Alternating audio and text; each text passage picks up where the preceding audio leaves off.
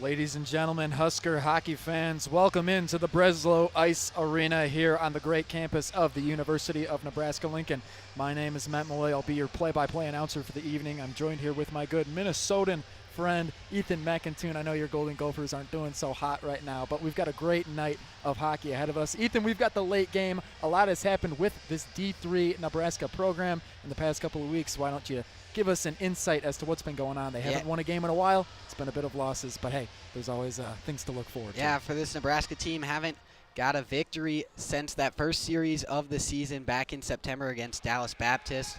Haven't been at home, though, since over a month since their last series against Mizzou here in the Ice Box. So they're going to look to get back on the right train at home today against Creighton. Creighton's a team that's played 2 road series so far. They split both those 2 road series, so after losing both of them last week to Creighton, they're going to look to get back this week and at least get one out of them. Yeah, when it comes to series, Creighton, the last time they swept the team on a weekend was last weekend against Nebraska. But then before that, it wasn't until way back in September. Every series since then, they have split. They've either won on Friday, lost on Saturday, or vice versa, the other way around. So they're looking to just keep that train rolling. They're on a 2-game win streak right now. But as you said, Ethan, they have won the last 4 out of their 5. Nebraska, they haven't won a game in over 60 days. They're looking to end that streak tonight against the Blue Jays. We've got D3 Club Hockey coming up on Nebraska News Service real soon.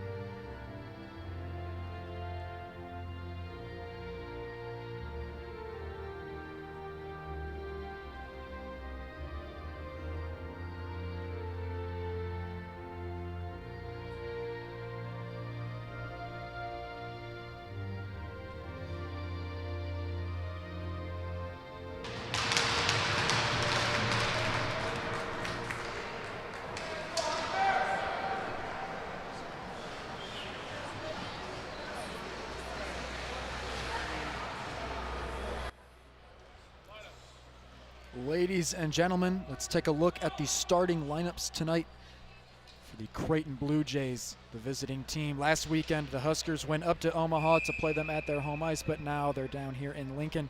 You've got the sophomore number 10, Tommy Sieve, on defense, as well as number 12, Patrick Karosky, also there on defense, as well as a sophomore. The starting line, though, number 19, David Calderon, leads the team in points with 26, and then you've got captain number 22, Charles Clements. You've also got Luke Joing, number 29 there, the freshman forward from Edina, Minnesota. We'll jump into that a little more, Ethan. A lot of these players are from that area. And then back in the net, also a captain, number 35, the point leader's brother, Charles Calderon. He'll be there back in net. And then we'll take a look at the home team as well. We'll drop the puck right now for Nebraska. You've got Joey Beester, the freshman, on the starting line, as well as the sophomore forward, number 3, Colby Butts.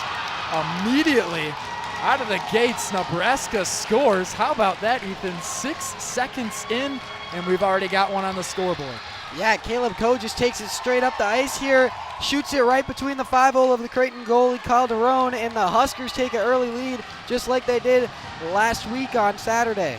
Calderon, heading into tonight's game, hit a 90% save percentage. He has only allowed 22 goals so far in 5 games played. This is his 6th start. Last weekend, he played the first of 2 games against the Huskers. That one, he took on 40 shots, only allowed 4 to go in. He saved 36 of them. Nebraska, right after that goal from Coe, they are still looking aggressive. Creighton has yet to get the puck on the other side of the ice. Yeah, dominant so far in the first 30 seconds or so for the Huskers. They've really been putting the pressure on Creighton here early. Not even 30 seconds in. I mean, Ethan, the guys on the benches weren't even expecting that one. I think guys were still settling in. They were getting their waters ready. They were still, sitting down. Some of them might have been standing up for that one, actually, as the puck went in from Caleb Coe. Coe, that is his 2nd point of the season, 1st goal. He has 20 penalty minutes, so he's a big fan of that big old box on the side of the boards there. He had an assist heading into tonight's game, though, but that one tonight is his 1st goal of the season. He's back there behind the net on the boards with the puck. He'll hand it back over. We've got a Blue Jay in the box, Nebraska, on their first power play of the night. On the back line, that shot ricochets and hits the backboard. Nebraska still with the puck, though. Creighton trying to get this one out of the way. And trying to get it to Rothenberger, Nebraska's point leader on the other side of the ice. But Creighton's number 19, David Calderon, their point leader, is able to get a nice poke check and get it away. Nebraska back on the offensive, coming in from the left side. That one's swatted away. It's Luke Joyne who comes in for Creighton. Here's Christian Clover for Nebraska, though. Passes it off to Rothenberger. Rothenberger takes a big hit at center ice. You've got the Blue Jays going the other way. They are a man down, though. The captain, Seibel, comes in, puts a stop to that plan. Now Nebraska will take things a little bit slower. Creighton's still playing up, though. They're not letting themselves fall back into a defensive formation. They're going to have to do so right now, though. Nebraska setting up, looking to get as many shots as possible. We've got 40 seconds left on the power play. The Blue Jays with another steal. Here on the near side boards, Ethan Schmelzer able to get that one away, but Creighton's right on top of it, right in front of Liam Scott. That one goes way over the net. This one coming back on. The Blue Jays here, a man down, trying to get some shots off. They get another one, a pad save, though, deflected to the boards by Scott. Creighton still with the puck. They're going puck steep, getting a nice dump. We'll see a couple subs come off of the bench. 8 seconds left on the power play. A great kill by Creighton. See him come in now. Both teams at full force again. Nebraska going with one-man subs right now. Got Schmelzer on the backside, fighting for it behind the net. He's able to get it back to center ice, but Creighton's right on top of it. Here's Mapes. He'll get it back over to the other side. It's Joey Beister, assistant captain, also on the starting line tonight. The Blue Jays dump it back over. Here's Mapes. He gets it right in front of the net. That one is way to the left. A big hit on the far side boards. You'll love to see it. And Creighton's number 3, Lucas Mazariego, does not like that one, Ethan. Giving them the business out there. These are 2 teams that played last weekend, a lot of penalty minutes in those 2 games, and we've already had 2 penalties here in the first 3 minutes of this one. For Creighton, it was a terrible start.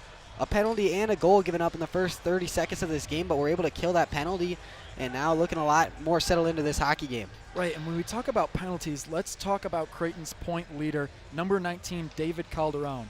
In the first game of the two-game series last weekend, he had 4 total goals. He had 2 in each period, both the second and the third. All 4 of those goals, Ethan, were scored on a power play. So you got to look out.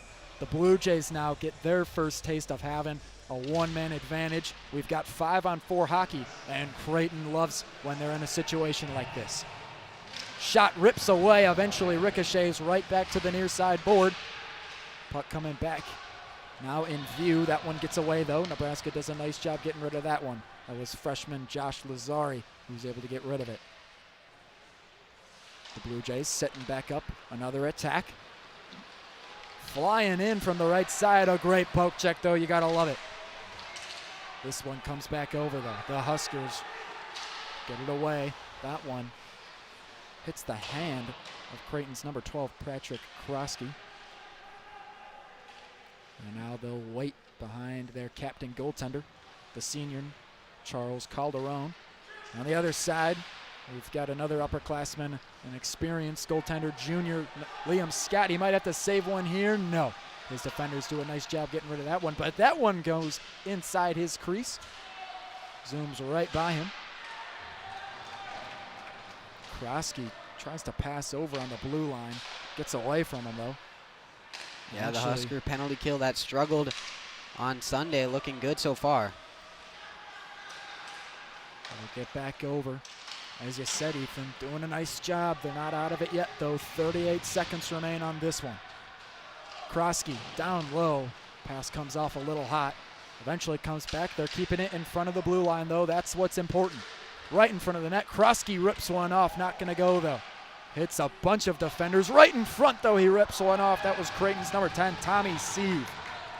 Sieve not able to get it. They keep it in front of the blue line, though. On the near side, one-on-one. He's not going to shoot it. Just going to go back around the net. That's number 8, Caden Lacker. Senior forward with a lot of experience. That one zips by to Scott's left. This power play now over. Both teams have done a great job of killing the other team's one-man advantage. We're back to full strength for both teams. Here's Calderon. You got to watch out for him. Got the most points on the team. Goes around the net. Tries to get one in. Somebody threw their hands up. But no, that goal not going to go in. A one-on-one situation. Rips one off. He scores. Number 77, Jacob Paulson, the freshman forward, gets it in. A great job. Yeah, on that one, Rothenberger was just skating down the ice for the Huskers, and the puck just bounces right in front of him. And he's like, oh, look at this, passes it off to his buddy there, and he gets a one-on-one opportunity and makes it count. Huskers lead 2-0 already. Paulson, if you remember, he was the one that was in the penalty box just a few short moments ago, but now a 0-to-hero story for him in the first period. Fresh legs. And it goes from giving Creighton an advantage to now getting the most dangerous lead you can have in this sport. A 2-0 lead for the Huskers. This is not something you usually see from this team, for them to go up early. When you think back to last weekend, the first game of the two-game series, Creighton quickly took a 3-0 advantage over the Huskers. Things look to be going the exact opposite way, though. Here's Josh Lazari. He zips it around. Nebraska now. They've got it in Creighton's zone behind the net. Seibel able to get rid of it. A big check, though. That's Nebraska's number 21, Steven Adamski. That one caught in the hand by Coe. Coe scored 6 seconds into this game. Still looking on fire, though. Hasn't wasted a split second of energy. Puck in front of the blue line, no longer. Coe gets it out of the neutral zone, and 5 new Huskers will come onto the ice. 1 new Blue Jay as well. Here's Ethan Cooper. Gets it airborne, but Del Sante's right on top of it for Nebraska. Fighting for it on the far side board. Coming back over. They'll get it right in front of Scott. Getting it out of their zone. A great pass by Jake Cavedo. And now we're back where we've been for most of this game. Here comes the other side, still fighting behind it. Creighton doing a nice job. We've got a 3-on-2 situation. Rothenberger gets back on defense, though. They'll back off. That was Caden Lacker. Puck goes behind the blue line. They're going to have to get out of there and reset. That gives Nebraska an opportunity to bring some fresh feet onto the ice for defense. Quevedo gets it down to Rothenberger. Rothenberger takes a huge hit, delivered by Tommy Sieve. Rothenberger still has not gotten up. The boys in the black and white stripes are going to blow this one off. Might have got the wind blown out of him. Yeah, lost his stick after that hit too. Big hit from Sieve, the defenseman from Edina. And Ethan, if anything though, I think that shows, if you weren't able to catch up on what happened last weekend, it was a whole lot of that. Whole lot of big hits, whole lot of penalties, whole lot of goals. And they have not. They picked up exactly where they left things off last Saturday up in Omaha. Yeah, Tommy Sieve wearing the green helmet, green gloves. He's going to go to the box. Same helmet and gloves that he wore in high school for the Edina Hornets. And Ethan, why didn't you touch up on that? I know you're from Minnesota, you know a thing or two about it, but a handful of players on Creighton's roster are from Edina. They're from that city, from that area, and then as well, if they're not from Edina, they're from somewhere in Minnesota. I know everybody knows Minnesota's a huge, kind of hockey powerhouse, especially for younger guys there. Yeah, 7 players on this Creighton team from Edina. A team that's won a lot of hockey state championships up in Minnesota, and they got more players from Edina than from outside Minnesota on this Creighton team, really bringing in a lot of talent from the state of hockey. Not sure exactly what their recruiting process is like, but they've been able to pick up a lot of great players. It has led them to have a 7-3-1 record right now.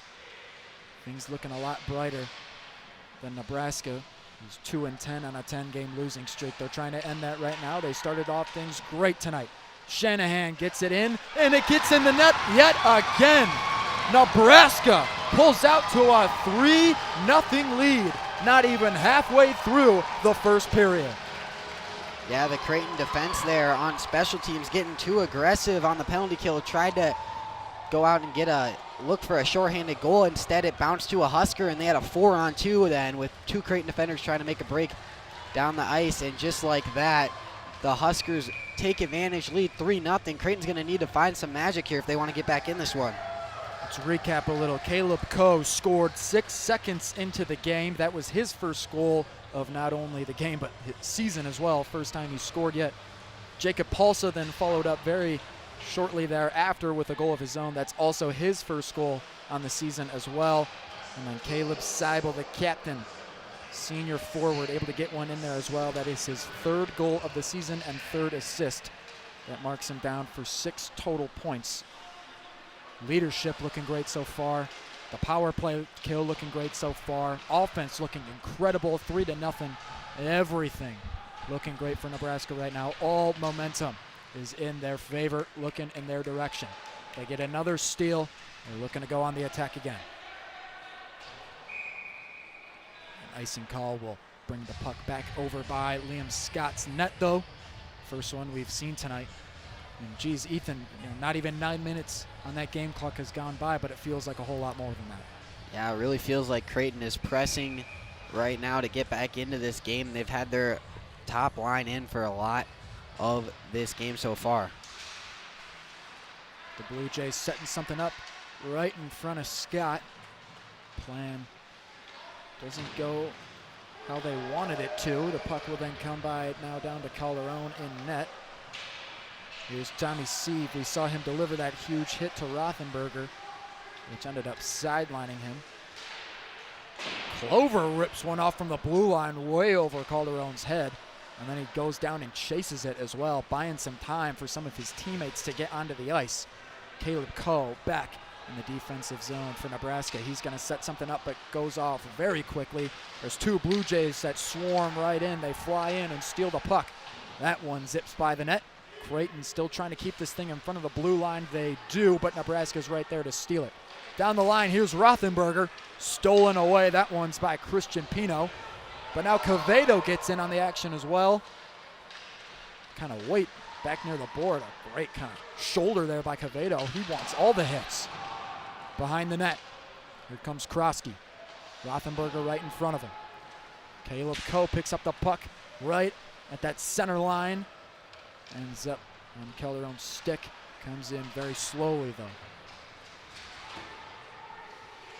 Here's Ko again on the near side board.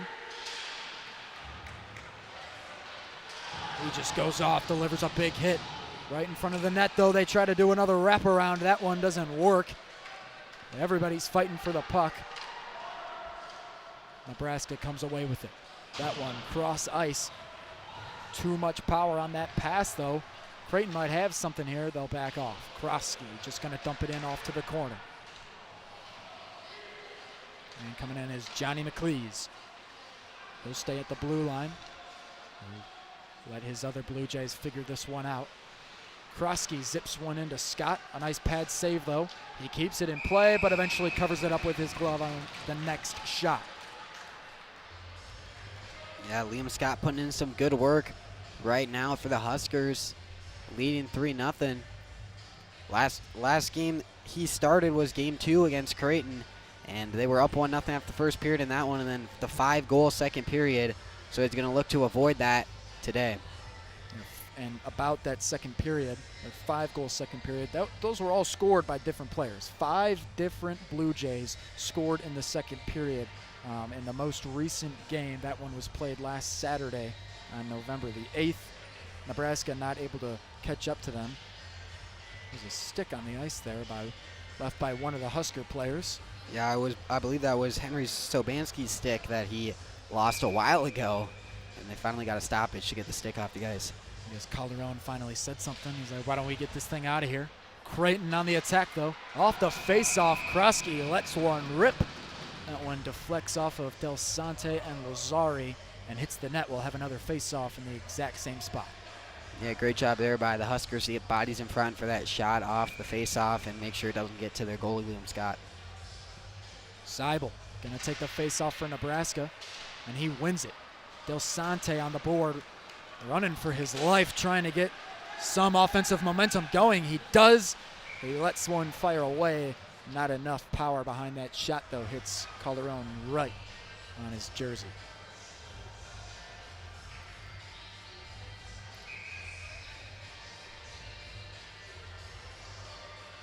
Another face-off here. Seibel taking it again. Del Sante just going to keep shooting. A glove save, a great one at that by Calderon. And this is something that seems a little more, this kind of Nebraska squad's, speed, but they're not known for coming out, very hot in the first period. They're known for a lot of faceoffs like this. That one ripped away by Ethan Cooper for Creighton, not going to go though way too high. And Del Sante will stay out there. Passes it off the far side board. Lazari is there to help him. Lazari takes a hit, trying to get the puck to one of his teammates. Eventually Del Sante comes in there to help. The puck's loose. Oh, big fall there. You almost don't want to say hit. They keep it in front of the blue line somehow, though, and the Blue Jays are there to stay on top of it. Del Sante going to go puck steep. He will come off the ice. A couple other guys will come on from that Nebraska bench. Creighton, though, these guys have been out here for a while. Cavedo going to turn back around. Gives it off. Now we're back on the other side. Ko going to let one rip. Not enough airtime on that one, though. Gets real flat down on the ground. Going the other way. Scott going to keep this one in play. Ko now looking for a pass. Runs out of room, though. The Blue Jays swarm in on him. Rothenberger is there just ahead of him to help. Camden Lai trying to pass it in front of him. Whistle blown. We've got another stoppage in play. Yeah, the captain there for the Blue Jays, Locker, couldn't quite keep his skate behind the blue line before that puck crossed in, so that's just going to be an offside there for Creighton. Another thing we can mention, the goalie Liam Scott actually had the game last Saturday. He let 6 go by him, as we mentioned. 5 of those were in the second period. He still played very well in the first, though, Ethan. Nebraska came out to a 1-0 lead. I know you mentioned that, but another thing we'll continue to mention is how Nebraska, they always seem to play great hockey for 2 periods. It's just that other section of 20 minutes they haven't perfected yet. And that's Henry Sabanski tries to let one go. It eventually ricochets off of a defender's stick and goes up to the net. Well, they're hoping if they play good enough here in this first period, they can afford a little bit of a letdown in the second or third. See, I mean, it's hard to remember the last time they had a start like this. You look at some of the past games they've had, you know, but besides the ones they played against Creighton last weekend, they lost to Kansas. That was a 2-game series. They lost 9-1 and 9-2. And we'll talk about their previous matchups right after this, though, as Creighton seems to have something coming up. Here's Krosky. Right on that goal line. He keeps it in front of the net. Oh, perfect opportunity. That one was left for Calderon. He's going to miss that one. He's still got the puck, though. Something to work with right in front of Scott. He doesn't have his glove on top of it. Nebraska keeps it in play. Going back the other way is Ethan Schmelzer. He's got 2 men, 1 to each side. Decides to keep it to himself. Doesn't go his way. Creighton's got it now in the neutral zone. They get it past the blue line. Calderon back to his teammate who rips one off. That one doesn't get close to Scott, though. Schmelzer's got it again. This time it's a 2-on-2 situation with Del Sante on his right side. He gets it to him. Del Sante just a little too far to let one go, though. Not able to get a shot off in time. They're now fighting for it on the far side board. Josh Lazari pinned by his back.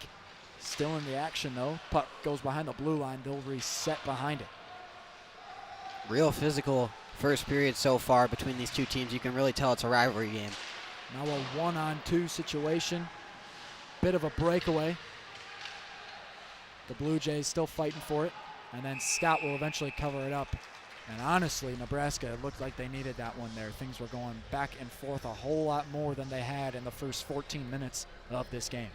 Yeah, during that sequence down by the Husker net, Creighton starting right winger Luke Joing came off the ice very injured. He was skating hunched over towards the bench. We'll see if he's able to keep going for this one for the Blue Jays. Puck put back into play by that face-off. Lazari's got it again. Rolls his eyes a bit, though, as he's not able to get the pass off. Seibel's there to help him, as well as Bo Shanahan. Shanahan gives it off to Lazari. Stolen away by Creighton. Everybody's fighting for it in Nebraska's defensive zone. That one ripped away. Lazari takes it like a champ, though. Hits him right on the leg. That's a great defensive stop. Another one for Nebraska. They've had a handful of them so far in this first period.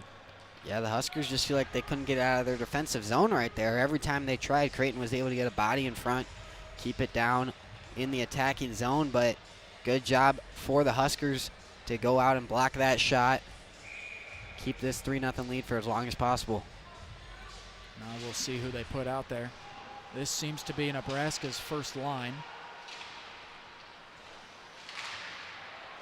They eventually get it out of their own zone, but Creighton still keeping up with them. Here's John Bebler. Bebler trying to get it through a wall of defenders. He's not able to do so. Cavedo takes a hit on the boards. Shanahan's right behind him, though, to pick up the puck. He goes around the net. Tommy Sieve there to pick it up. Big hit on the board, or at least that's what Cavedo was going for. Cavedo dumps it into the middle of the ice, loses the puck, and it goes behind the blue line. Everybody's got to clear out of the area. That one, Clover goes pucks deep. They're going to try to get some new faces on the ice. Blake Merchant will stay out there for Nebraska. Another big hit. Everybody's fighting for it in the same area. Jawan Kim getting in there. Puck eventually comes loose. Merchant, as I said, he stayed out there, and for a good reason. He was just waiting for a Blue Jay to come his way. And then somebody goes down for Creighton. They were just waiting for the whistle, as that looked very clearly to be a tripping call. Jawan Kim going to take a trip there to the box. Not happy about that one. Yeah, both teams getting very physical there in that last sequence, and you just felt like there was going to be a penalty on one or the other, and eventually the Huskers made the mistake of sticking their stick underneath the skates of the Blue Jay skater, and now Creighton's got another opportunity on the power play. Another face-off near Scott. Krosky Does he have the angle? No. Schmelzer did a nice job there positioning himself so Krosky couldn't get a shot off. The Blue Jays, though, still got a man up, and they will for quite some time. Keeping it at the blue line, trying to set up the perfect shot. This one looks to be Sieve. Sieve's got it behind the net now. Running for it again. Skating all over the place. But keeping up with him, that's Cager Lucas. They both fall down. And they pick their sticks up. That one right in front of the net. Sieve rips one off. Hits a bunch of defenders, though, excuse me. Sieve might have another chance. No, he'll pass it off to the right side. That one right in front of Scott. Scott moving to cover up any open ice. What another kill there by Nebraska. Still a minute left on the penalty, but they have done a great job so far killing off these 2-minute disadvantages they've had to go up against. And now Creighton picked up an offside there. About 45 seconds straight on the start of that penalty for the Blue Jays in the attacking zone, but a great job by the Husker defense, and Liam Scott, a very, very good save there near the end of that sequence to keep that puck out of the net and keep his shutout going so far here in the first period. Man, I'm not sure what head coach Nate Fuller of the Cornhuskers, I'm not sure what Nate Fuller said before this game or what he fed the guys or whatever it was, but man, they haven't looked like this all season even. Whatever he did, he should keep doing it. Yeah. Creighton now with the puck again. Under 2:40 left in the first. The Blue Jays might get a little more chippy.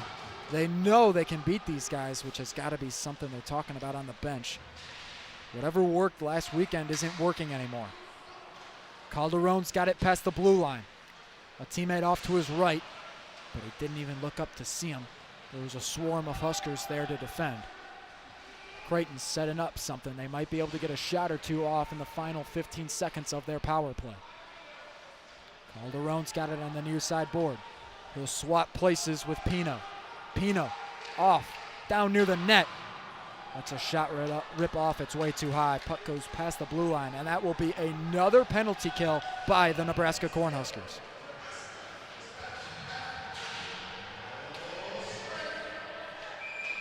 That one goes flying. Another icing call. 1:50 left in the first. Yeah, 2 penalty kills already for the Huskers in this first period after struggling on the penalty kill, to say the least, over the last weekend. This is a big turnaround for the Huskers and a big reason why they're leading this game right now. So if they're able to keep whatever they're doing on the penalty kill, they're going to have a good chance to win this game and potentially this series tomorrow. Mapes takes a big hit. That one delivered by Ethan Cooper. Lazari's out in front of it. Gets past the Blue Jay. Lazari does a great job there. They're just trying to get it into the corner. Anything they can do to keep it on this offensive side of the ice is exactly what they want. Creighton's got to do the same thing, though. Both teams back at full strength. There's Sieve, rips one off, but Seibel does a great job defending. Yeah, Tommy Sieve, the defenseman, getting a little aggressive on the attack there, trying to create something on the forecheck for the Blue Jays, but good job for the Huskers to keep that one away from the net. We come back down to Nebraska's defensive zone. Colby Butts getting in on the action. Creighton there trying to stop him, though. They fight for it. Nebraska comes away with it.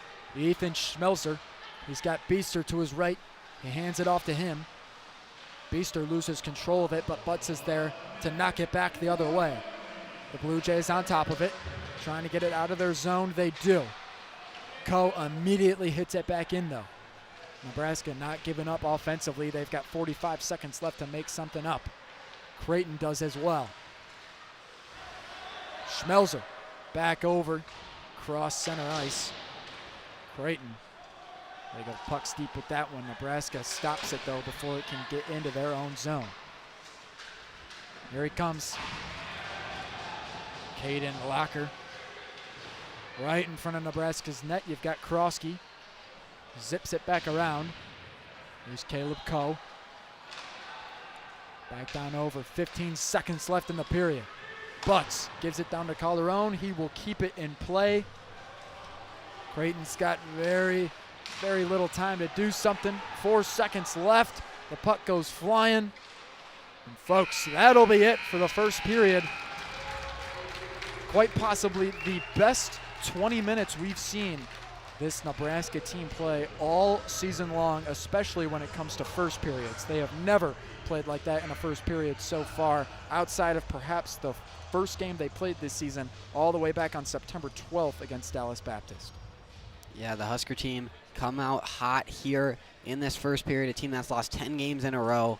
Really got to turn things around before they're heading towards winter break and then the back half of their season. If they're able to turn some things around, they can definitely salvage this season. But, you know, maybe they can take this momentum from the first period into the rest of this game, the rest of this weekend, and hopefully the rest of their season. Caleb Coe, Jacob Paulsen, and Caleb Seibel, the captain. All three of them picked up a goal in the first 20 minutes of this game. Creighton still have gone scoreless.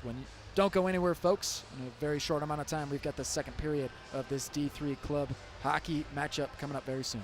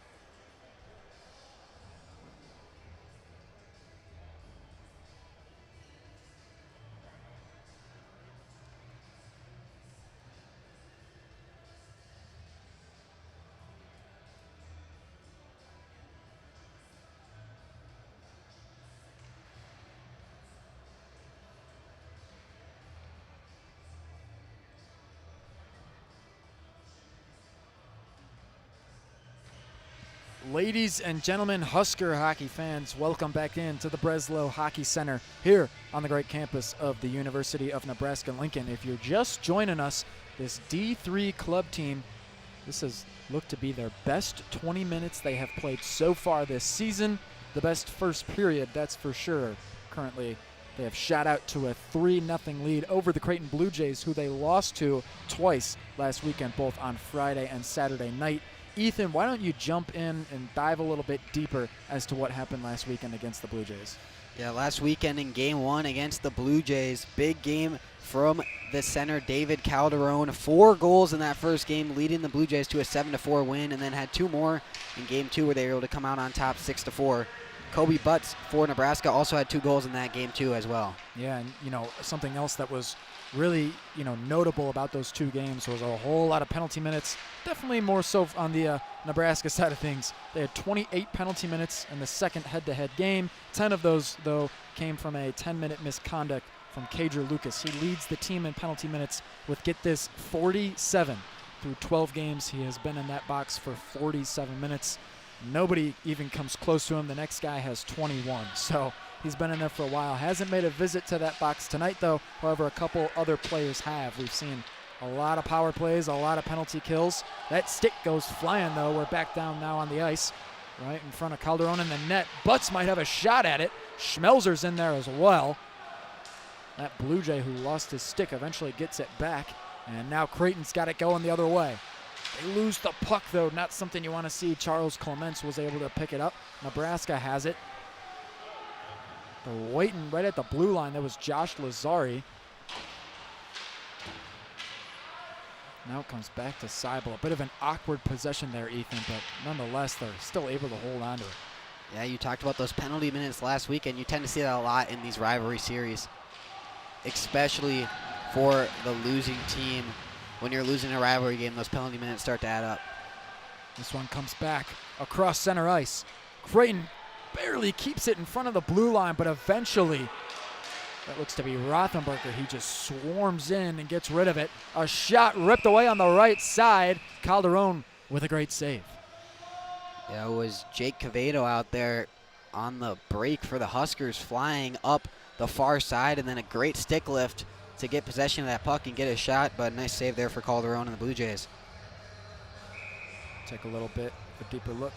Jake Cavato has the second most points for Nebraska with 9. He's actually tied for second there.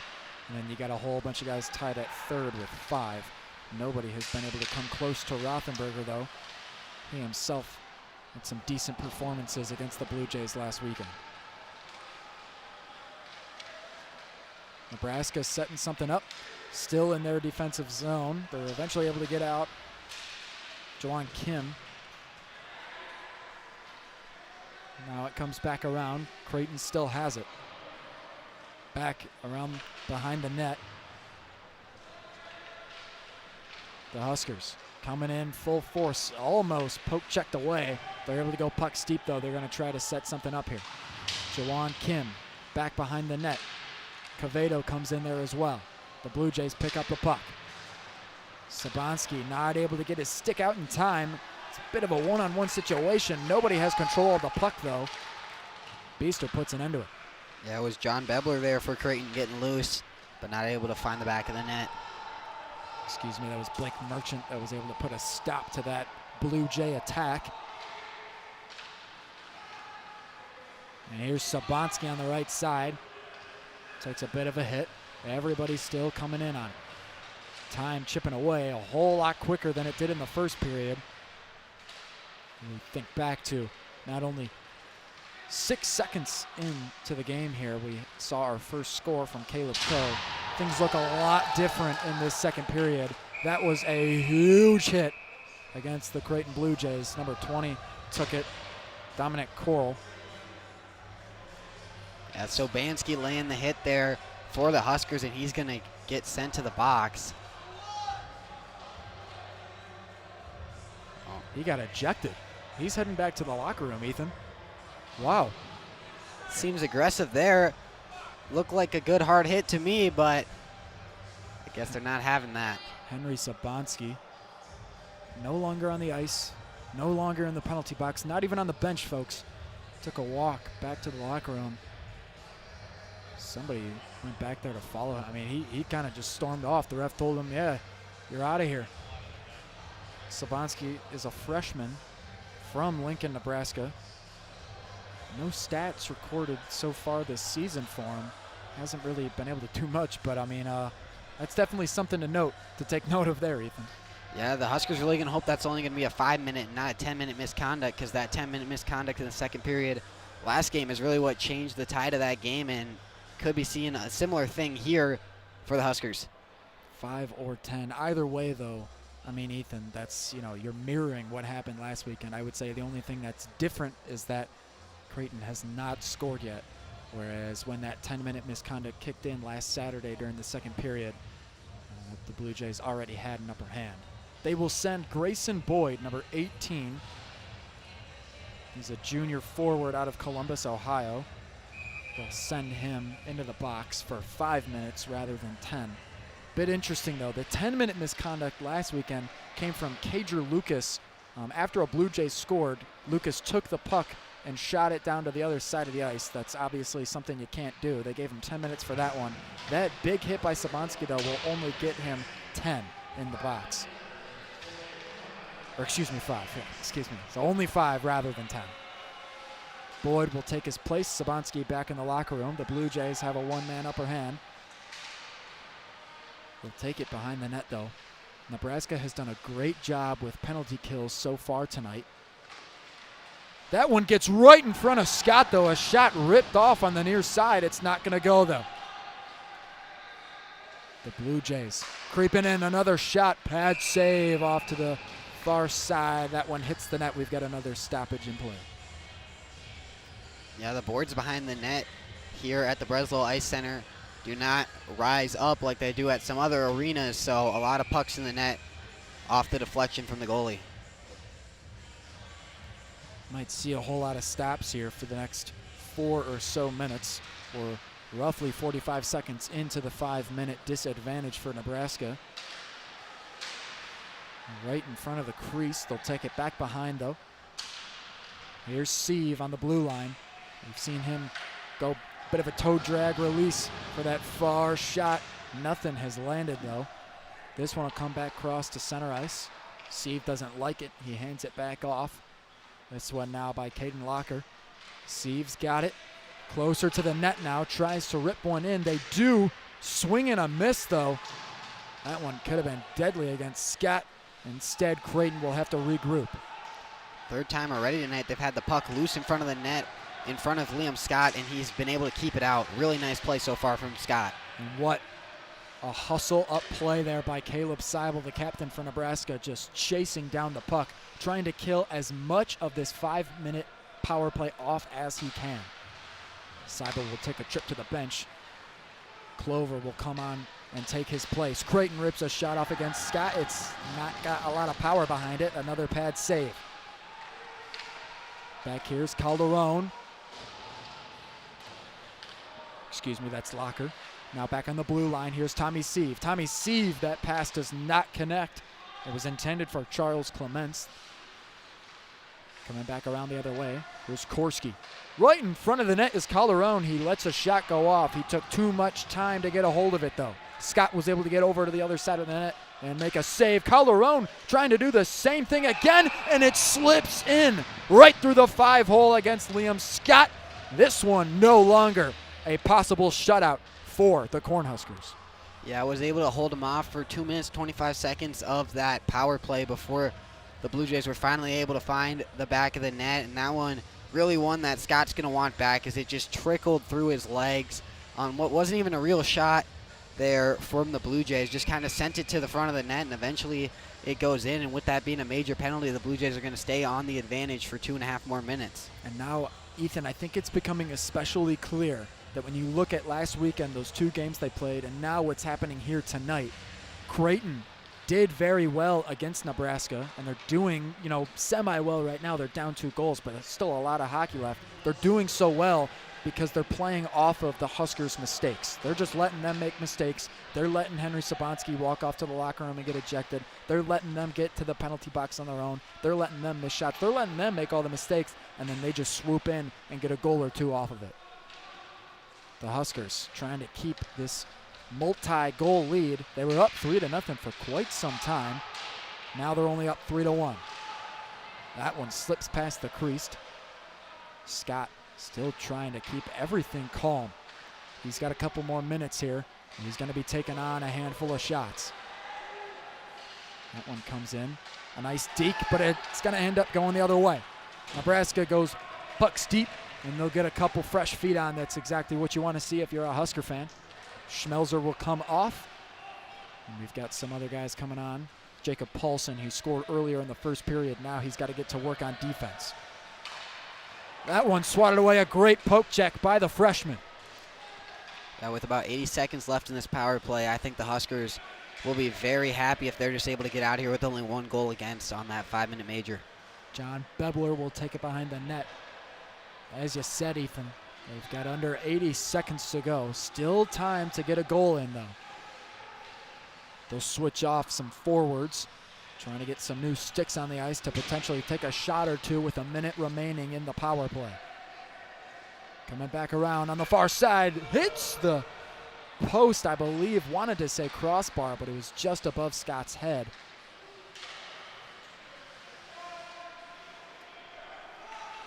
It ricochets off of it, right in front of Scott. They're going pucks deep again. Incredible job by Nebraska. Bo Shanahan really stepping up in these last 2 minutes for the Husker penalty kill. We go coast to coast, crease to crease.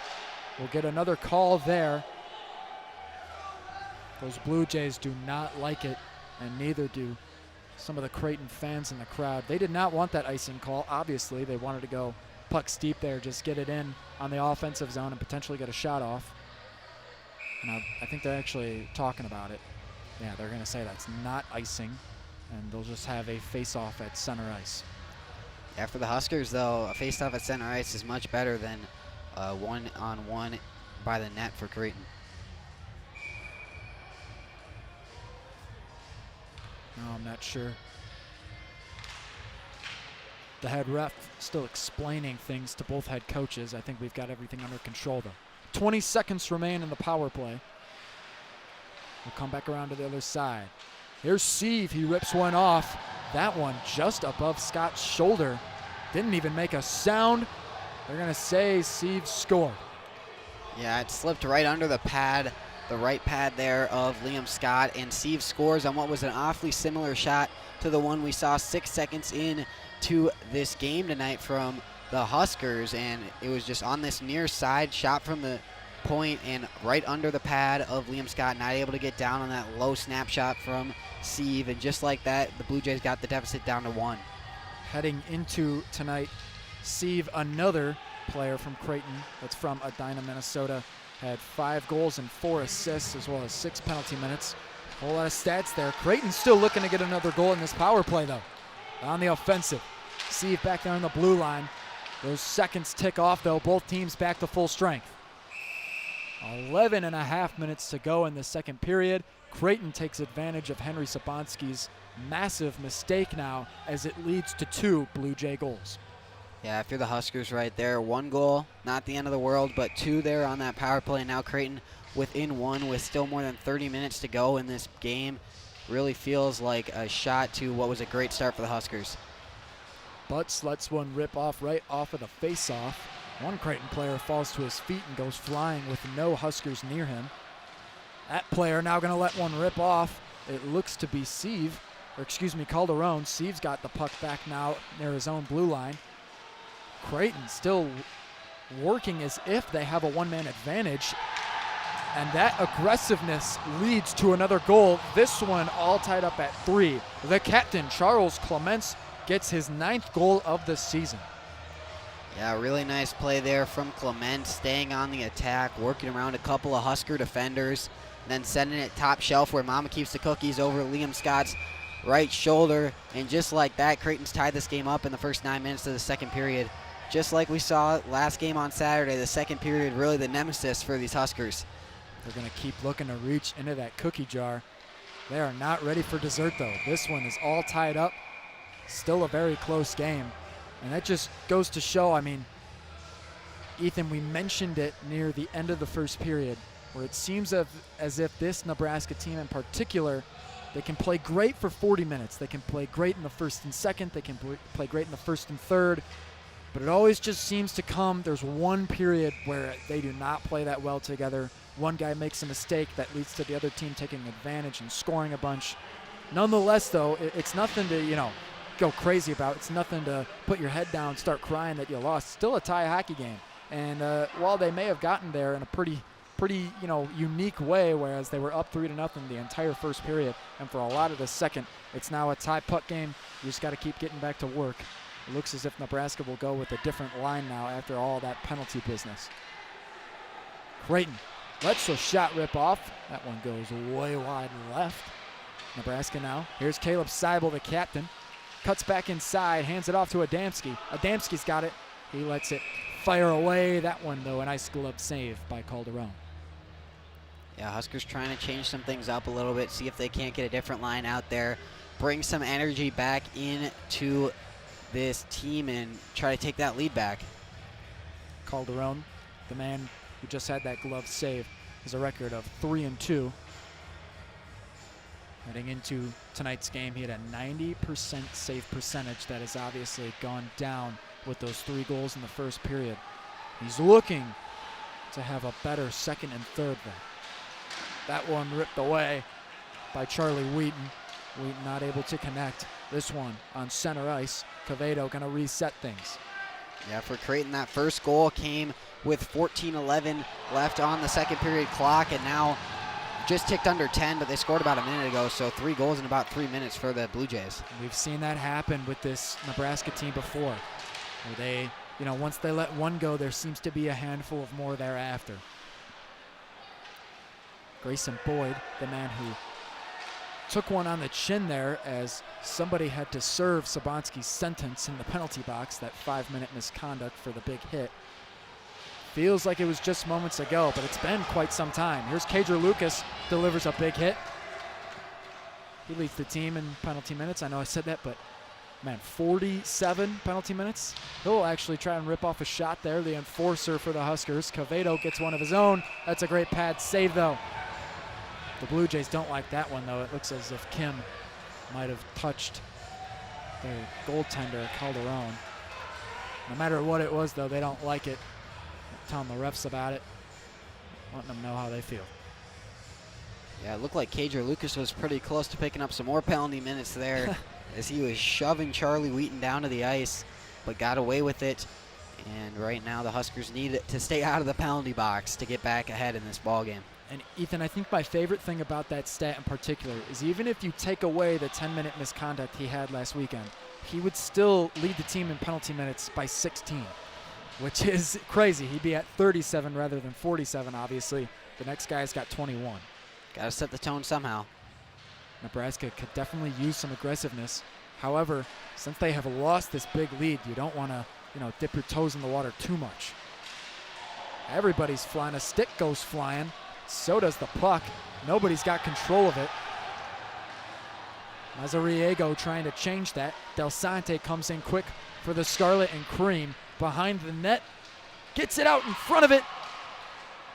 That was Colby Butts. Had to take a big hit, wasn't able to get a shot off.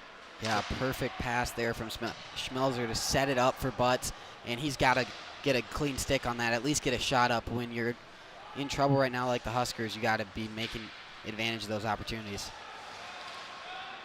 This one gonna go behind Scott, who delivers a big hit there. That looks to be Mapes. Coming back around. Takes a big swing down center ice, but can't find the strike zone. Now it comes back the other way. This could look to be ugly. Adamski knew he was running into a 1-on-3 situation, so he opts to give the puck to his captain, Seibel. He goes pucks deep. They get it right in front of the net. Mapes with a shot. Ricochets off of Calderon. Now it's on the far side board. Whistle blown. That's going to be a penalty and I believe number 3, Lucas Mazariego, for the Blue Jays. So we just saw Nebraska for 5 minutes. They had to play a man down, but now they have an advantage for the first time in quite a while.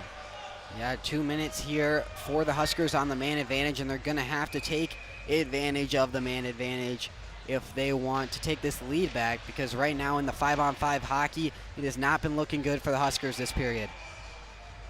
2 minutes coming up right now where Nebraska could take their lead back, and this has now happened twice on that side of the ice, the side you can't see over by Scott, where a stick has gone missing.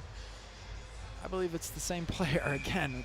Could possibly be, I'm not sure, but that one didn't belong to Sobanski, I don't think. He's in the locker room having a sandwich. That's true. I forgot it was Sobanski that lost his stick there quite a while ago. Feels like we've been playing 2 separate games here, Ethan. I mean, Nebraska goes up 3-0 in the first, and then Sobanski delivers a big hit, and the story changes quite a bit. But as you're right, Sobanski's back in the locker room.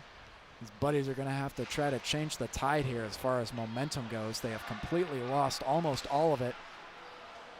If Creighton scores here, Ethan, that's not a happy sight for that Husker bench. They're able to hold on to the puck, though. This one, Rothenberger, comes inside, rips one off of the toe. That one doesn't go, though. The Blue Jays got it. It's a one-on-one situation. Can't get past him. That was Bebler on the attack. Rothenberger's waiting for it. Goes back across the blue line. Seibel's alone. Tries to go backhand into the net. Calderon's on top of it, though. I believe he blocked that with his helmet. A great save nonetheless. Here's Cavedo to Seibel. Seibel lets one go way wide right, and the puck will go behind the blue line. Everybody's got to clear the area. Cavedo using his speed, cutting in nice. Here he comes again, tries to rip one off and get it in near towards the crease. He's not able to do that, though. Here's Krosky for Creighton. Gets it past the neutral zone. They come inside. That shot very weak. Perhaps not a shot at all.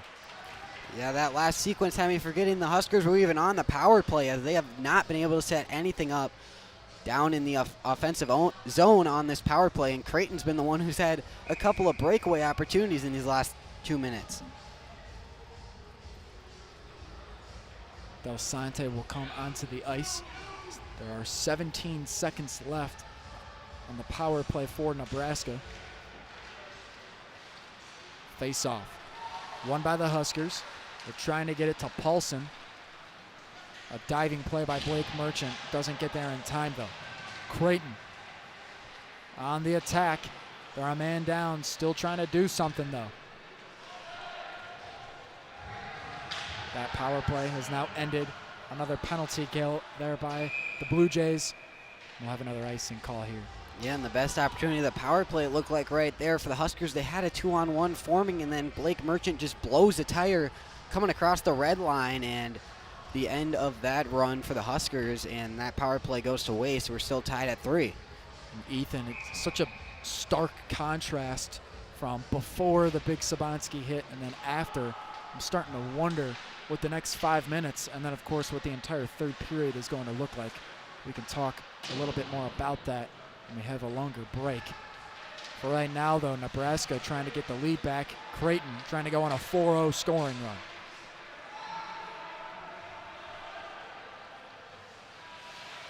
The Blue Jays huddle around. Now they spread out. Here comes Dominic Coral. Now near the crease. They're keeping the puck right in front of Scott. Nebraska with a poke check. That's Blake Merchant. One Blue Jay loses his stick and then picks it up right away. Behind the net, it's Del Sante. I believe that's Jawan Kim as well. Puck comes right in front. They try to go right down center ice. They're not able to get the car moving on Broadway, though. This one going the other way. 3-3. 4.5 minutes remain.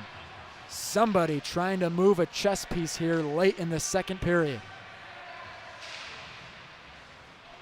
Schmelzer keeping the puck right by Calderon. It's a fight on the backside board. Creighton comes away with it. A very nice heads-up play there by Blake Merchant. Or excuse me, that's Joey Beister. Instead, he keeps it in front of the blue line. Colby Butts there to help him out.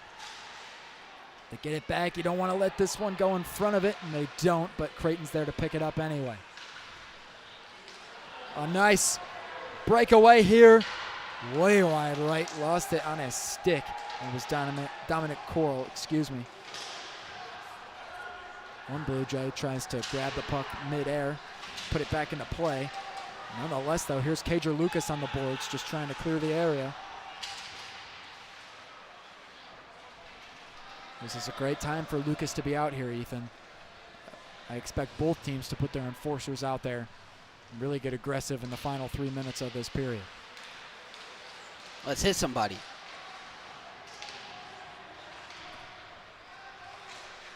They're on the far side board now. Number 27 for Creighton. Used to be Camden Lai. Lost his stick in his own bench. Eventually gets it back, though. Nebraska still trying to attack. Creighton's got it going the other way. Speaking of Lai, here he is. That one a nice pad save by Scott. Yeah, Cager Lucas was the one who actually sent Lai's stick over into the Creighton bench, and then he couldn't find it for a while. Eventually finds it and almost had a chance to score a goal there. I would expect nothing less from our guy Cager getting down there. I feel like we should mention it again. We'll probably keep saying it as long as he's out there. 47 penalty minutes for the man, folks. He's picked up quite a lot in the first 12 games of the season so far.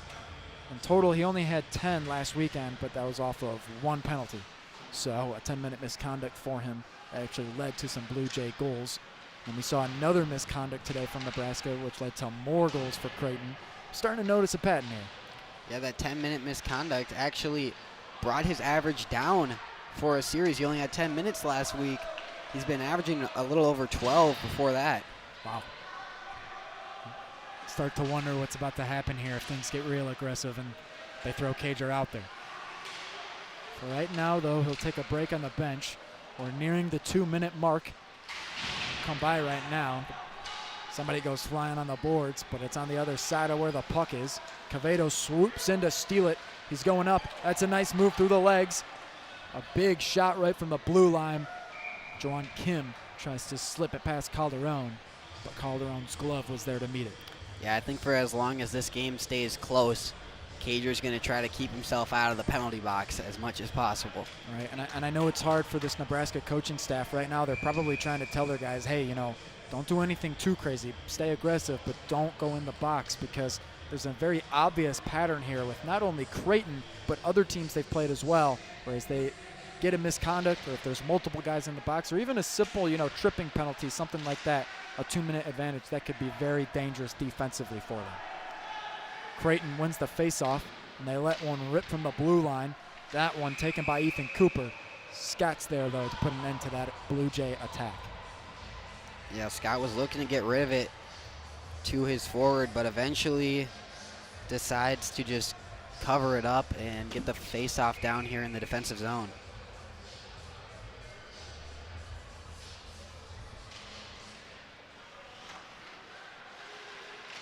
Unclear who won the face-off, but it seems Nebraska will let this one go clear. Yeah, they're going to say that one crossed the blue line. Very close, though. Krosky was trying to stay in front of it. Yeah, it looked like he had it there at the start, but then he couldn't quite get it off on his first attempt to pass it, and it came back just enough past that blue line. You saw the little sliver of white ice, and a great call there from the linesman.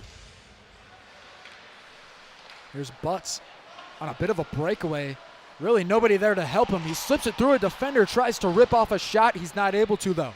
Schmelzer keeps it in this offensive zone. Creighton there, right on top of it. Now they might have a breakaway of their own. No, that one gets past Ethan Cooper, the freshman forward for Creighton. And near the end of the second period here, both teams getting a little tired, so Liam Scott opting to cover up anytime he gets the chance to give his boys a rest and a change.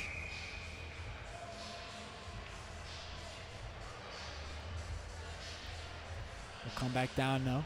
Another face-off in the same spot as the last one. Scott lets that one go wide back. to the boards. Coming back inside, here's Josh Lazari, the freshman forward on a breakaway. He lets one rip. That one goes wide, though, deflected off of Calderon. Shanahan not able to keep it in front of the blue line, but he's got Coe right there to help him. They'll dump it behind the net. Creighton trying to get it out of there. 40 seconds left to go. Locker goes flying. Shanahan's there on the other end for Nebraska to pick it up.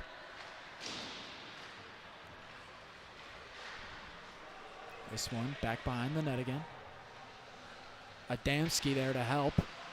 Almost takes a big hit, but it looks as if Pino stopped. He's more focused on the puck than anything. 15 seconds remain. The puck is deep in Creighton's zone. Adamski, they're trying to deflect it. Coe's got it. He lets it rip. That one just a tad left. Nebraska with another shot. They're going to let this thing keep flying. But folks, that will be it for the second period here at John Breslow. Nebraska comes out hot to start the game 3-0, but the second period was a completely different story. The Blue Jays, with help from their upperclassmen leadership, as well as some very talented forwards, tie it all up at 3 apiece. Yeah, really good job by Nebraska, though, after those 3 goals in a flurry to slow things down and get this game all tied up at 3 now. Yeah, we'll take a break.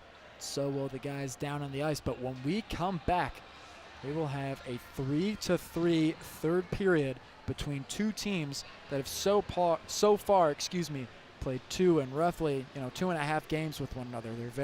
They know each other very well. This third period is bound to be aggressive, bound to be offensive heavy, and we're excited for it. Don't go anywhere. You're watching D3 Club Collegiate Hockey on Nebraska News Service.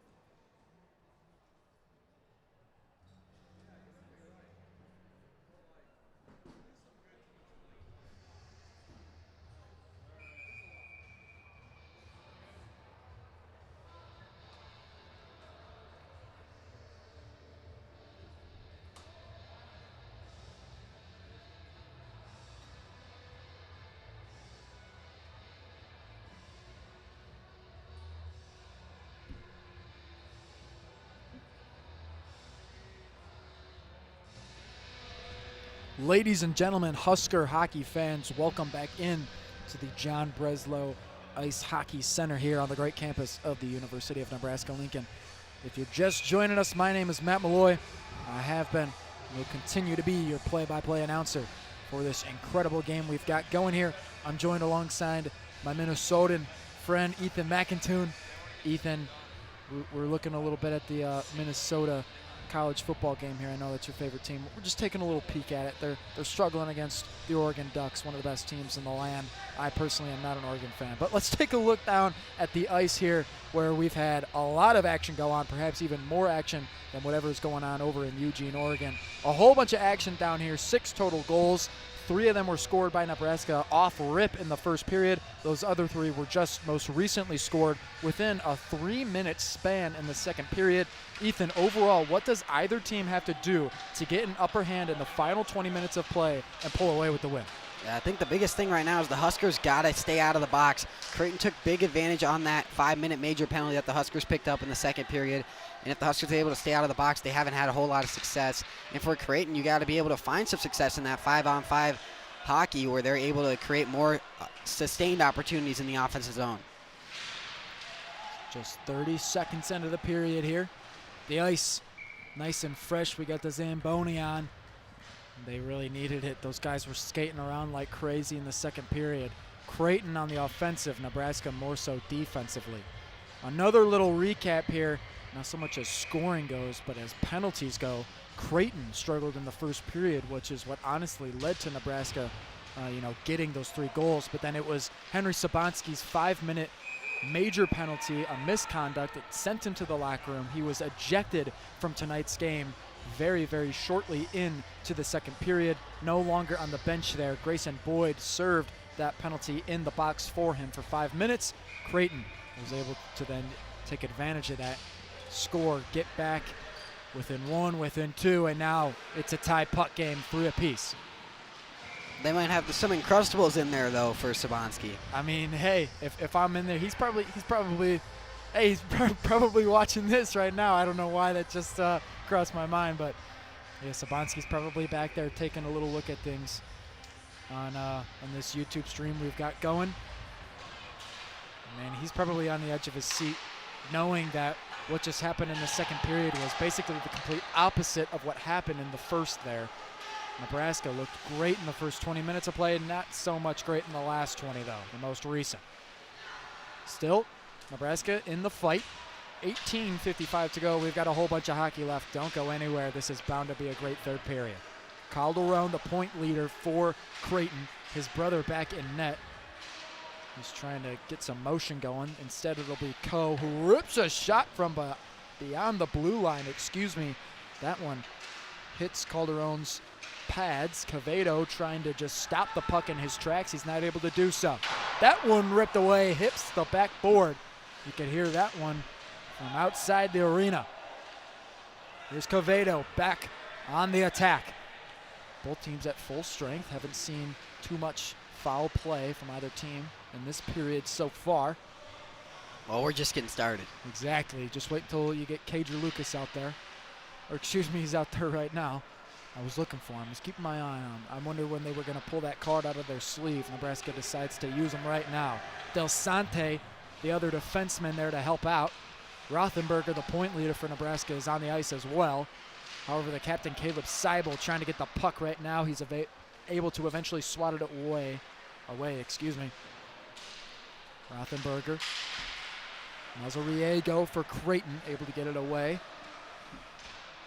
Camden Lai, he scored earlier in the second. He actually scored last weekend as well. This one, though, unbelievable, Ethan. Creighton Blue Jays are on a 4-0 scoring streak right now, which has lasted a long time. A couple of these Huskers have got their heads down, and understandably so. They just dropped a 3-0 lead. That one was put away by number 8, Caden Locker. Heading into tonight, he had 2 goals and 8 assists. So usually he's known for helping out, not really getting the job done himself. Yeah, first time all night there's been a goal down at that end of the ice so far tonight, as both teams had been scoring on the other end. And Locker, the captain for the Blue Jays, like you mentioned, usually dishing out assists, now getting a goal as well, just trying to help the team any way he can. And right now the Huskers, after giving up 4 on the bounce, going to need to figure something out here real fast to get back into this game and not drop their 3rd match in a row to the Creighton Blue Jays. Locker, a senior forward. Another senior back in the net, though. He's a captain as well, Calderon. I think you can argue that Creighton has a much stronger leadership core when it comes to seniors on the ice. I think Nebraska, you know, they've got guys like Cavedo, who's a junior, and then Caleb Seibel, the captain, who's a senior.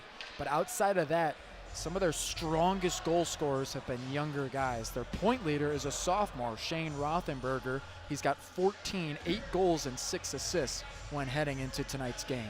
But overall, Ethan, an incredible, almost jaw-dropping scoring run that the Blue Jays are on right now, and it does not look like that it's going to be over for them anytime soon. Nebraska trying to slip one past Calderon. They haven't done that since the first period. Yeah, we got a doubleheader going on tonight for the D2 and the D3 men's hockey teams here in Lincoln, and the D2 team came up short in a shootout. So D3 team's trying to get the first one of the night for the Huskers. That one was shot by John Bebler. A nice pad save there by Liam Scott, though. Juan Kim getting in on the action. Blake Merchant out there trying to get a nice poke check. Instead, it's going to be Jacob Paulsen.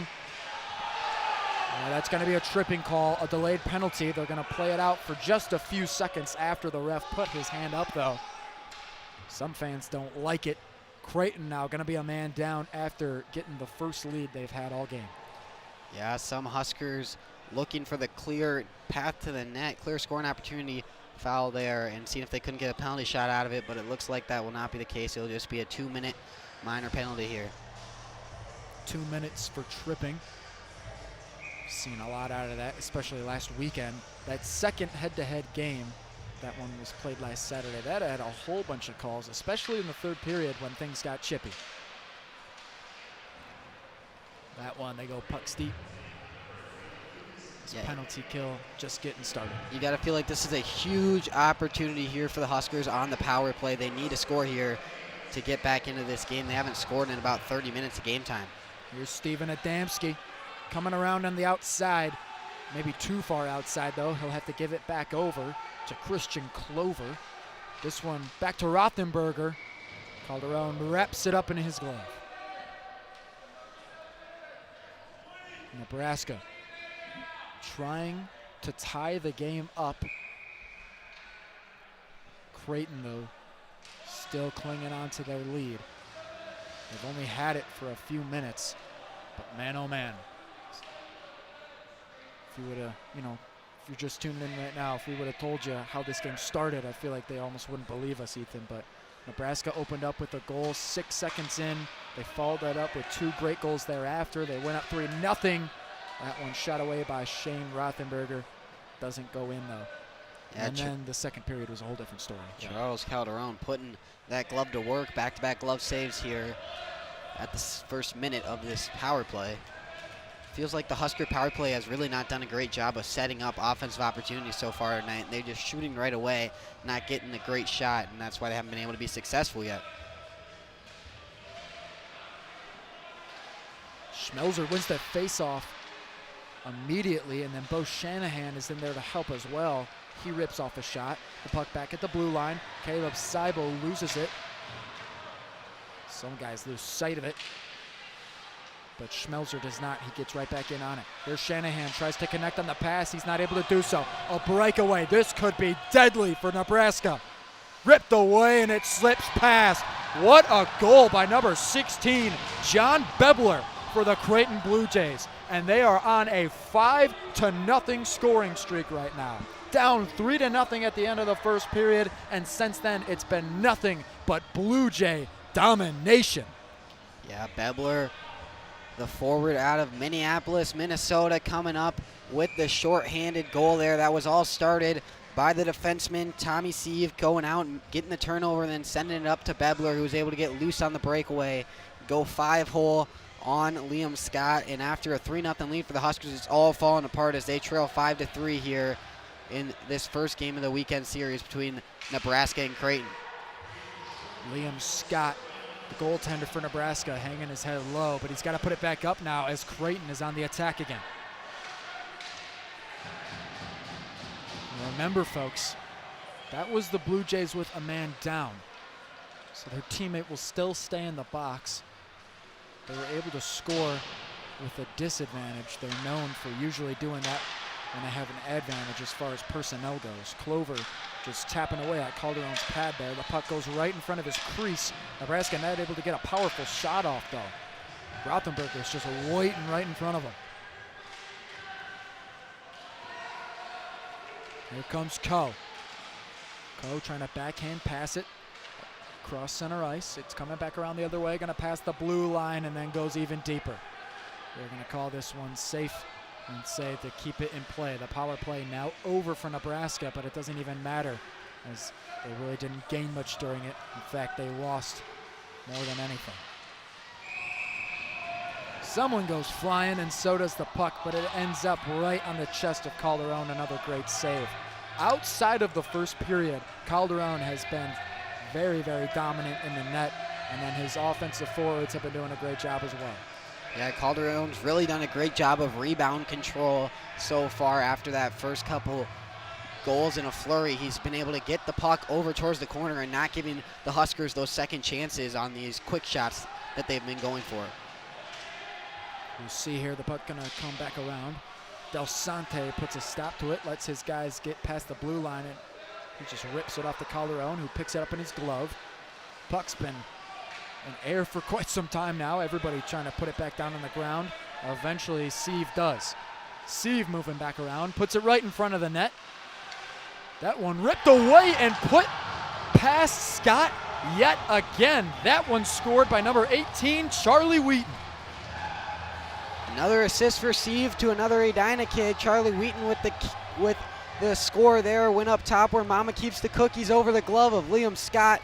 And, I mean, Sieve was looking for somebody down in the low slot when he centered that pass back towards the center of the ice here. But Wheaton was trailing behind the play at the blue line, picks it up in a beautiful snapshot over the glove of Liam Scott. And it's a 6-3 Creighton Blue Jay lead. We are now witnessing a 6-0 Blue Jays scoring run. And I think we're getting right about to the time of the game where Cager Lucas is going to come in and potentially add to his penalty minute a lot, or stats so far this season, as you know, he's sitting at 47 and down 6-3. It feels like the Huskers going to start maybe just try to get physical here in the rivalry to set up that game for tomorrow. And Nebraska calls a timeout here. Scott is talking with his fellow goalie, Caden Quinn. Quinn, a freshman, and Scott, a junior, so perhaps Scott will hear some choice words from a guy younger than him, can give him a little new perspective. But Ethan, as you were saying, I mean, just, you know, the scoring run they're on right now is great, and to combat that, Nebraska might throw guys like Cager Lucas out there to purposefully just play a little more aggressive. The last thing you want to lose in a situation like this is your dignity, and that might be up on the line right now for this Nebraska squad. They went up 3-0 very early on, and since then it's been all Blue Jay hockey. We'll come back from this timeout right now, though. And Ethan, I asked you at the start of this period, I said, what does either team have to do? And the Blue Jays have lived up to your expectation, in which they just have to play, you know, the same way they did in the second period. They got to do the same thing in the third. So far, they've done, you know, pretty much even more than that. Yeah, and they've been scoring, like I mentioned, needed to score away from the power play. They scored 2 of their goals in 5-on-5, and even one of them shorthanded. So great job for Creighton to answer the bell here in the start of the third period, and really feels like they put the Huskers away already. That one, the puck flies into Nebraska's bench. Take a look at their coaching staff. I mean, you know, it's hard to find the right words to say in a moment like this, but hey, you got 12 minutes and 55 seconds left to play. If Creighton was able to come back from being, you know, 3 goals down, then surely Nebraska can too. They had a little more time to create that comeback, but still the Huskers going to need to find some juice here. They can get one soon, you know, this game's still in. Juwan Kim will take it on the far side board, and it'll wrap around the back. Here's Blake Merchant with it. Never mind, they'll ricochet back the other way. The Blue Jays try to dump it. It hits somebody right in the head. Bebler now fighting against Paulson. Paulson and Kim almost collide at mid-ice. Paulson will come off.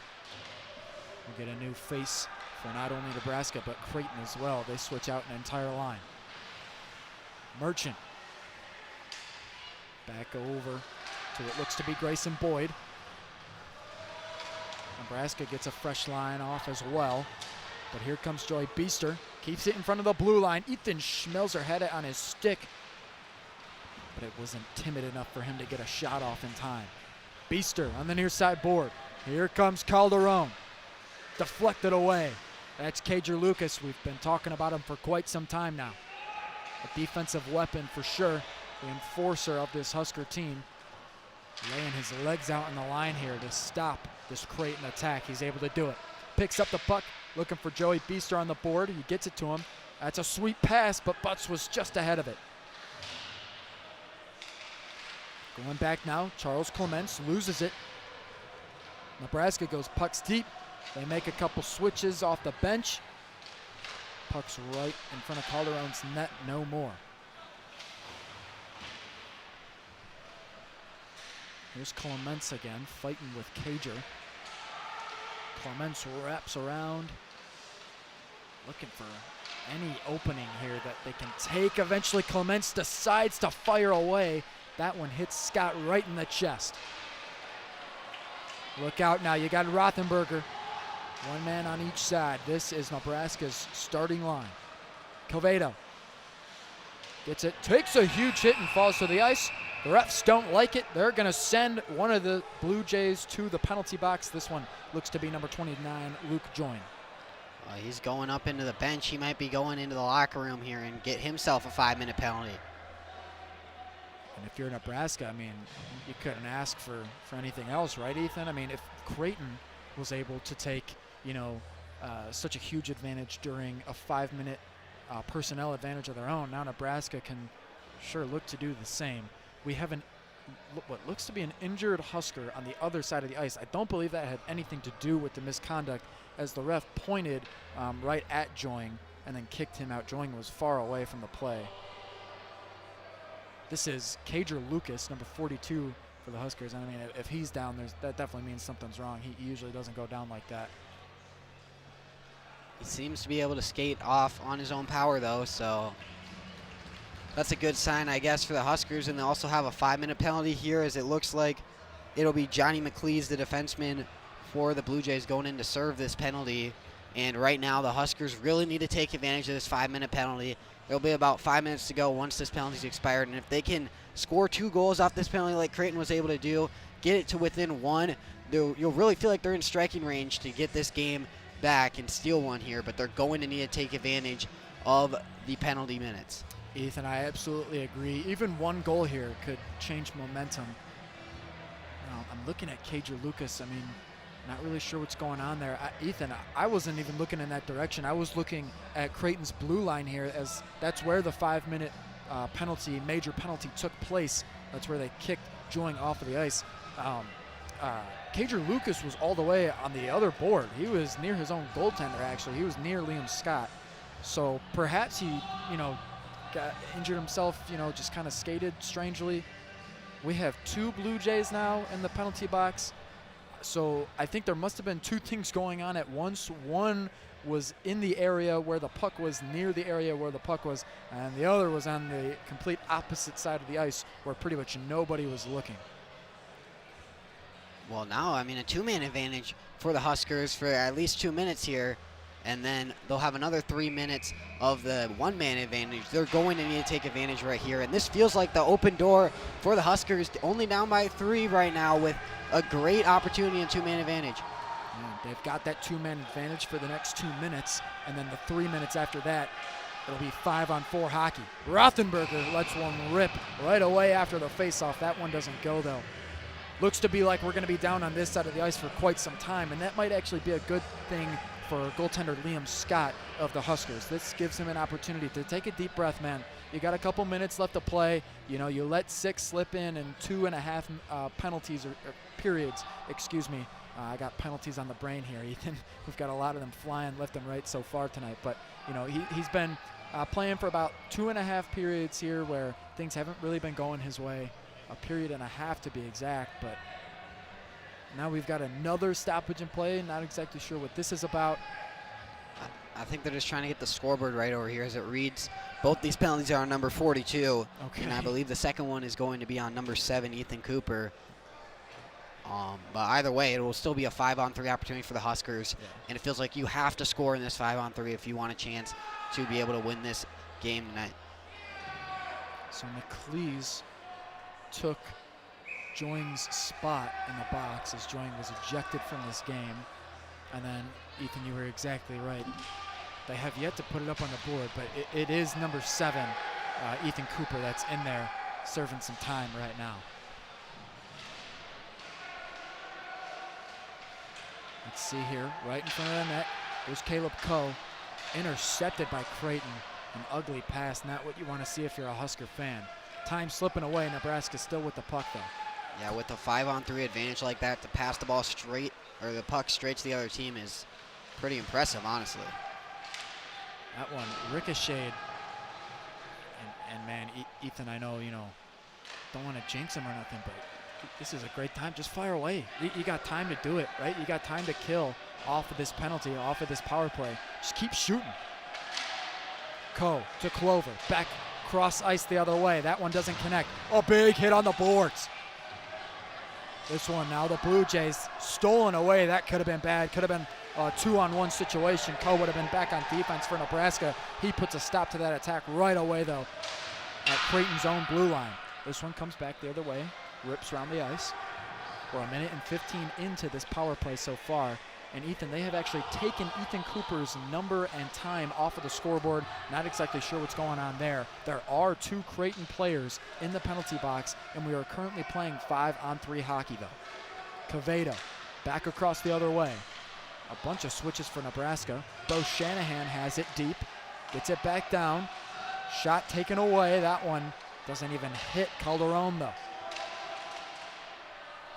Swatted away. Creighton looking great on defense right now. They've killed almost 2 minutes off of this 5-minute penalty. I think it might be, for some reason, 5-on-3 for 5 minutes. I think that's what we've got coming up right now. At first, there was some confusion as to what was going on, but yes, I believe we will be playing 5-on-3 for the entire 5-minute duration of this major penalty. So I'm not sure how that works, if he hit him so hard that it's a 2-man penalty or what's going on, but either way, Nebraska needs to take advantage. I mean, I guess that's a rule. You know, you hit a guy hard enough, you send 2 of them to the box. Back across the other way. Nebraska looking for an opening. That one's not there. Shanahan took the shot, though. Colby Butts back on the other side. The Huskers looking for anything. They're desperate.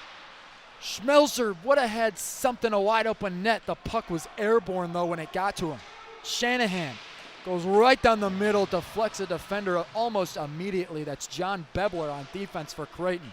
Schmelzer deep near the board. Calderon in net. The puck gets inside his crease. Nebraska doing anything they can to keep it there.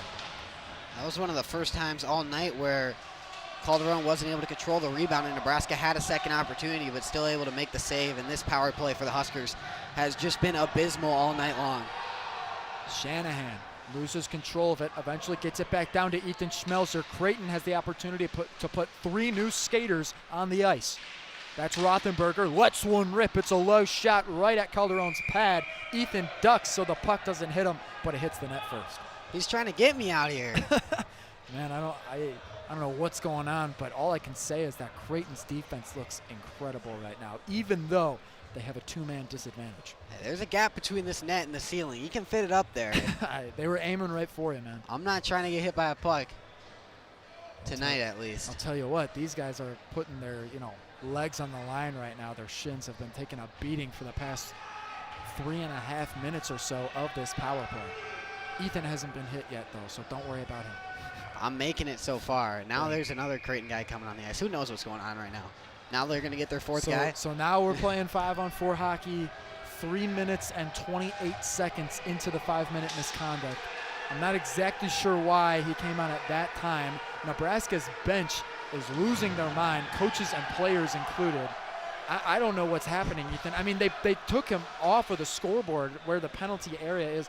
There's still 2 guys in the box. So what happens when they come out? Then Creighton's going to have 6 skaters rather than 5. They have 4 on the ice right now. A ref didn't really look in their direction when they came on the ice. It was almost like, oh, whatever, come on in. Anybody's welcome at the table right now, and Nebraska's bench is losing it. Creighton, I don't think they know what's going on either. All 6 coaches are confused. The guys in the penalty boxes are. I'm confused, Ethan. I don't know what's happening. I'd like to say I do, but I'm quite confused. I think one myself. of them's just going to have to wait in there till there's a stoppage.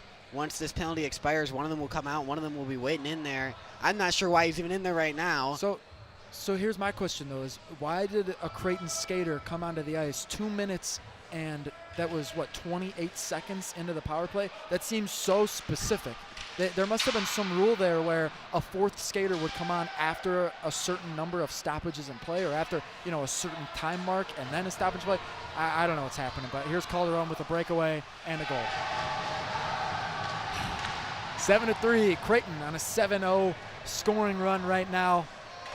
All that confusion quickly becomes, well, might I say it, just downright shock for this Nebraska squad and myself too.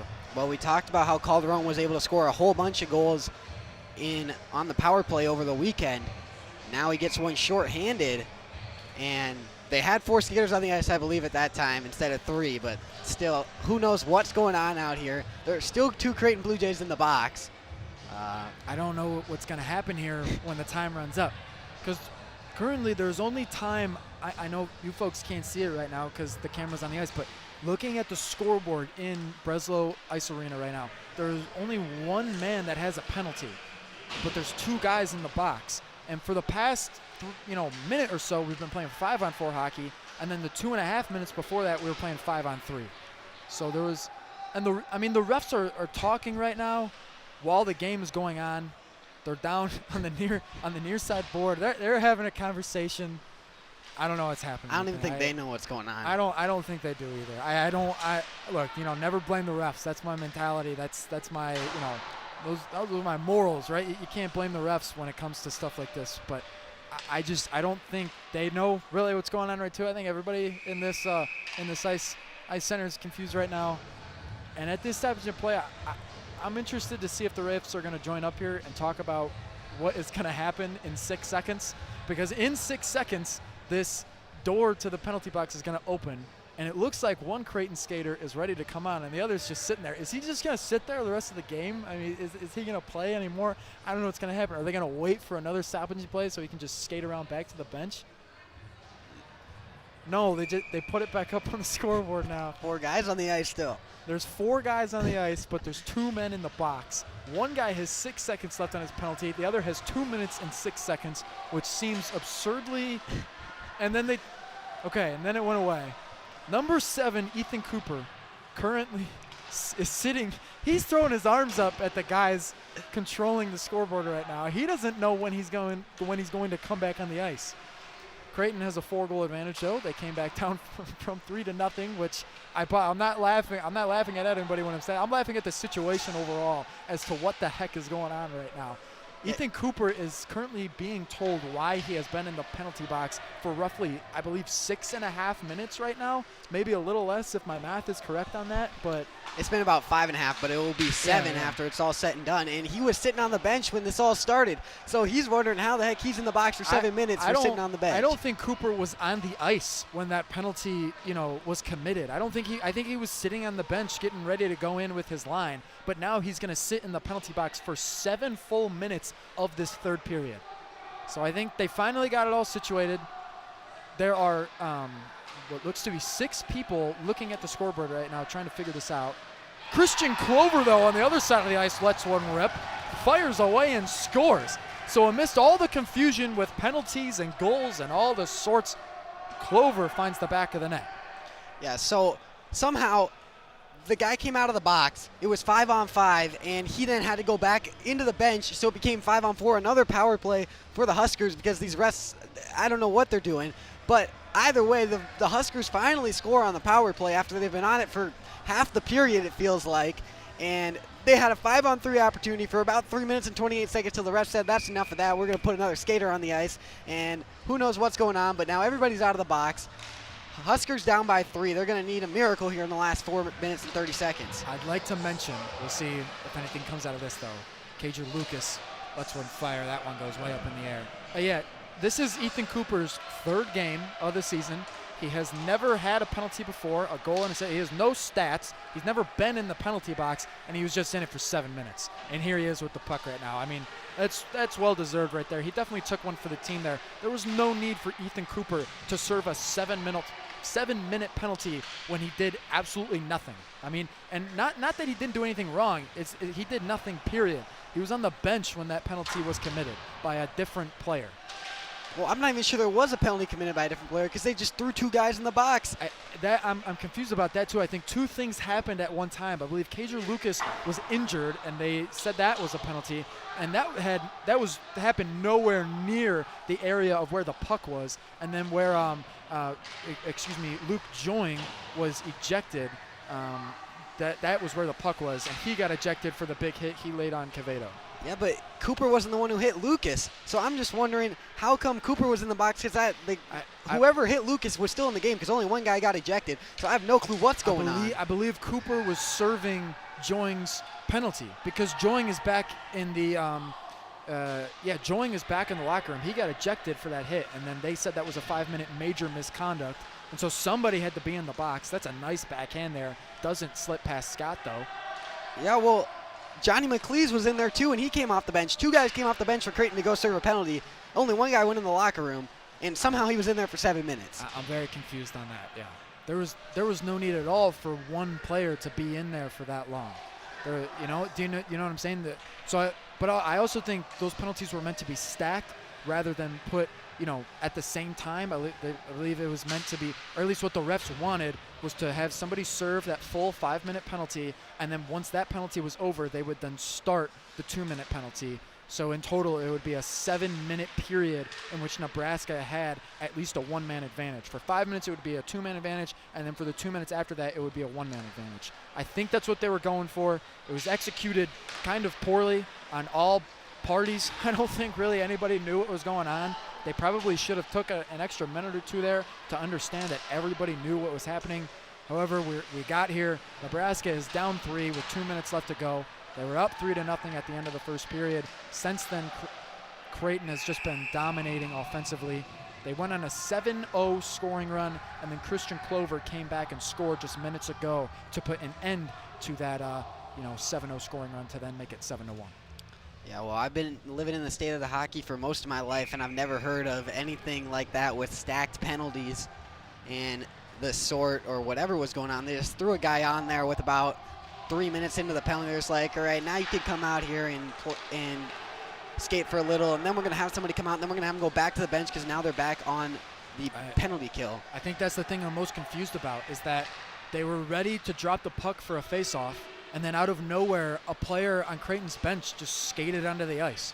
And Nebraska's bench lost their mind. They're like, why is that guy going out there? The 2-man advantage is still in full effect. He should not be on the ice. And then the refs just kind of, I don't know, they just let them keep playing. So everybody's out of the box, though. They have been for quite a while. I think this is just too much to talk about here, though. This has been going on for, 10 minutes of the game, maybe even more? I'm not Yeah, it was about 10 minutes and 50 seconds when this all started and Gones got thrown out, and then it's just been crazy. So now Nebraska, though, with a minute left, they're down 3, trying to make something happen.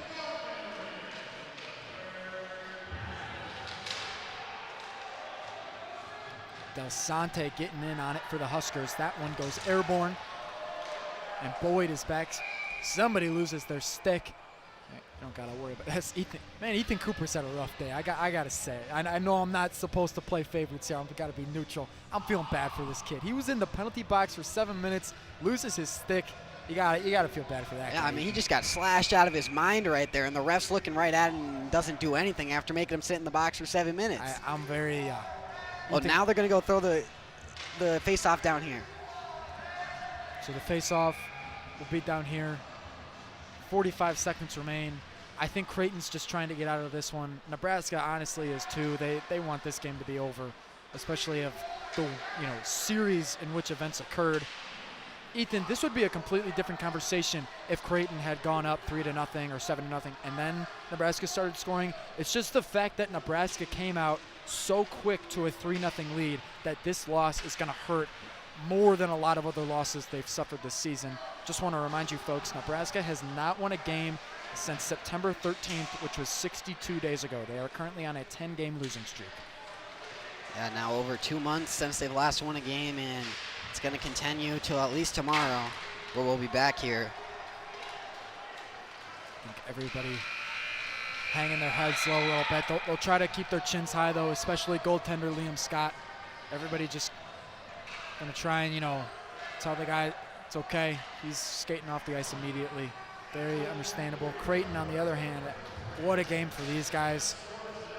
2 players ejected, 1 from each team. 11 total goals. 3 of them were scored in the first period, all by Nebraska. And then after that, it was just heads-up hockey. I mean, it was, I don't want to say every man for themselves, but at a certain point, it was. Ethan, I'm finding it difficult to put what exactly we just saw into words, especially the third period. All that penalty confusion, all of that. Christian Clover scoring out of nowhere to kind of break up the action a little bit. But nonetheless, I think if we take away all that confusion, if we take away all that kind of animosity or whatever was going on in the third period, Nebraska suffers another loss. They lose. This is now a 63-day losing streak. They are looking, though, tomorrow they play these guys again where you've got the play-by-play goal. We'll be back here again. I'm excited for tomorrow because, if anything, this game tonight has shown that when these guys match up against each other, it's pretty entertaining.